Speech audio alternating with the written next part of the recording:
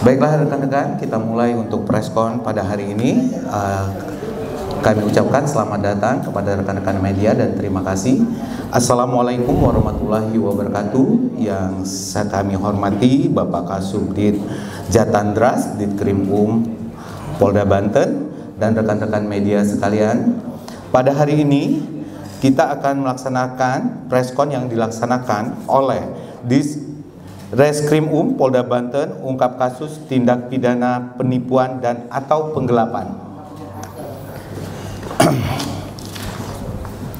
Pada hari Jumat 12 Januari 2024, Subdit 3 Jatandras Ditkrim melaksanakan preskon ungkap kasus tindak pidana penipuan dan atau penggelapan yang terjadi pada bulan November tahun 2002 di lingkungan Cibeber Timur, Kelurahan Cibeber, Kecamatan Cibeber, Kota Cilegon, Provinsi Banten.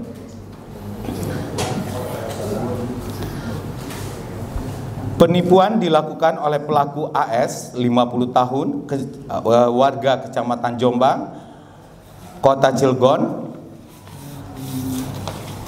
AD, 45 tahun, warga Kecamatan Cibeber, Kota Cilegon. Yang menjadi korban dalam kasus ini adalah Madruji Prangki Effendi dengan kerugian yang dideritanya atau kerugian material sebesar 1 miliar 15 juta. Modus tersangka yaitu menawarkan beberapa paket pekerjaan kepada korban dengan motif menguntungkan diri sendiri atau orang lain. Barang bukti yang berhasil dikumpulkan adalah satu surat penawaran paket pekerjaan pembelian logam timah, aluminium dan besi scrap, satu surat perjanjian kerjasama usaha, satu surat pernyataan mutlak dari AS, satu rekening korban Madruji Prangki, satu bandel bukti transfer, satu lembar kwitansi, 2 lembar dokumentasi penandatanganan surat perjanjian kerjasama, 1 buah buku tabungan tersangka AD, 5 lembar rekening koran bank tersangka AD, dan pasal yang dikenakan adalah pasal 378 KUHP dan pasal 37 KUHP dengan ancaman pidana penjara paling lama 4 tahun. Untuk kronologi kejadian akan disampaikan oleh Kasubdit Jatandras, dan teknis penangkapan nanti akan disampaikan oleh Kanit dari Subdit Jatandras. Kepada Pak Kasubdit Jatandras kami persilakan. Baik, terkait kejadian perkara tindak pidana penipuan dan atau penggelapan yang dilakukan oleh tersangka atas nama AS dan AD ini diawali dengan kronologis kejadian sekitar pada bulan Oktober 2022. Tersangka atas nama AS dan AD mengajak korban atas nama saudara Madruji Effendi untuk membiayai modal usaha, yang kemudian kegiatan usaha tersebut dilakukan melalui beberapa paket pekerjaan, dan uang yang dimintakan sebagai modal itu sejumlah 1 miliar 15 juta, yang berdasarkan bujuk rayu dan janjinya itu dalam waktu 2 minggu akan dikembalikan sebesar 86 juta. Atas bujuk rayu dan janji-janji yang diberikan oleh tersangka, akhirnya korban tertarik dan mengeluarkan uangnya tersebut untuk memberikan modal. Namun dalam perjalanannya, setelah jangka waktu sekitar 1 tahun, ternyata tidak ada pengembalian sehingga oleh karenanya tersangka atas nama AS dan AD tersebut dilaporkan ke kepolisian. Kemudian setelah dilakukan proses pelaporan ke pihak kepolisian dan dilakukan proses pemeriksaan terhadap korban melalui serangkaian proses penyelidikan, pada bulan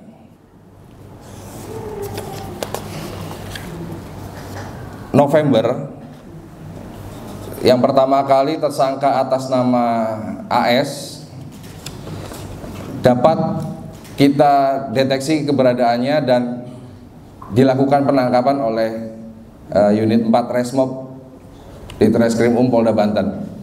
Dan selanjutnya dilakukan pengembangan terhadap hasil pemeriksaan tersangka atas nama AS, muncullah atas nama AD tersebut, sehingga pada bulan Desember dilakukan penangkapan berikutnya untuk terhadap tersangka atas nama AD. Dan kita masih melakukan pengembangan terhadap tindakan-tindakan kejahatan lainnya yang dilakukan oleh tersangka atas nama AS dan AD, sehingga kepolisian dalam hal ini di Reskrim Polda Banten Subdit 3 Jatanras saat ini masih melakukan pendalaman dan selanjutnya apabila nantinya ada pihak yang merasa dirugikan terhadap pelaku atas nama AS dan AD ini, mungkin silahkan untuk memberikan atau membuat laporan polisi. Sekian. Itulah tadi kronologi kejadian. Selanjutnya akan disampaikan kronologi penangkapan oleh Pak Kanit. Silakan. Terima kasih atas waktunya. Assalamualaikum warahmatullahi wabarakatuh. Baik, dalam ini kami sebagai kami 1 Jatanras Polda Banten menyampaikan tentang penangkapannya yang kami lakukan, yaitu dengan ada mulanya laporan polisi ke Polda Banten. Kami melakukan pemeriksaan saksi dan alat bukti. Nah, setelah itu ada fakta hukum yang sesuai tentang alat bukti tersebut. Dalam hal ini ya kami melakukan upaya-upaya lain untuk melakukan penangkapan terhadap terlapor. Yaitu pada bulan April 2023 kami melakukan pemanggilan kepada terlapor, namun 2 kali pemanggilan tidak hadir. Dalam hal ini kami sudah untuk membuat perintah membawa juga. Dan pada bulan November tanggal 11 lalu dilakukan penangkapan di daerah Ciwaduk, Kecamatan Cilegon, Kota Cilegon. 2 terlapor tersebut kita tangkap dari wilayah Cilegon, langsung melakukan pemeriksaan di Polda Banten. Dan pada tanggal 17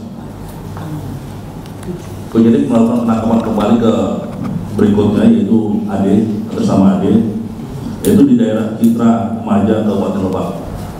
Jadi dalam hal ini ada 2 tersangka yang kami amankan. Selanjutnya untuk tersangka yang pertama atas nama Agus Setiawan AS, pada tanggal 22 November mengalami sakit, lalu kami kirim ke rumah sakit Bayangkara Polda Banten. Lanjut pada tanggal 12 Desember dari rumah sakit Bayangkara Polda Banten dipindahkan ke Rumah Sakit Kramat Jati, Jakarta. Sampai dengan kemarin pemberitahuan dari rumah sakit di Jakarta bahwa tersangka atas nama AS meninggal dunia. kemarin sore itu jam 13.45 hasil dari forensik di Rumah Sakit Keramat Jati. Selanjutnya kami tetap untuk menahan yang selanjutnya atas nama AD masih berjalan sebagaimana mestinya. Mungkin itu yang dapat kami sampaikan pada kesempatan yang hari ini. Terima kasih. Demikian telah disampaikan yaitu kronologi kejadian dan kronologi penangkapan oleh Kasubdit dan para penyidik. Mudah-mudahan preskon hari ini cukup jelas dan terima kasih kepada rekan-rekan media. Assalamualaikum warahmatullahi wabarakatuh.